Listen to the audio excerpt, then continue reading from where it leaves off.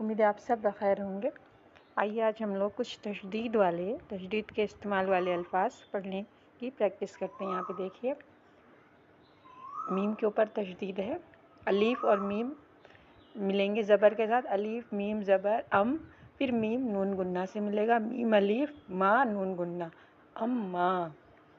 ठीक है, यानी कि जिस पे तशदीद होती है वो 2 बार पढ़ा जाता है, पहले वाले हुरूफ से 1 बार, फिर दूसरे वाले बाद वाले हुरूफ से। यहाँ पे देखिए, अच्छा, चे के ऊपर तशदीद है, अलीफ चे अच, फिर चे दो चश्मी अलीफ छा, अच्छा।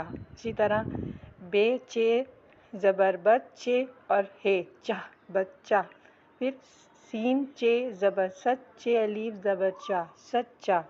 यहाँ पे देखिए, अब्बा अलीफ बे ज़बर अब, बे अलीफ बा अब्बा किताब पढ़ रहे हैं, अम्मा काम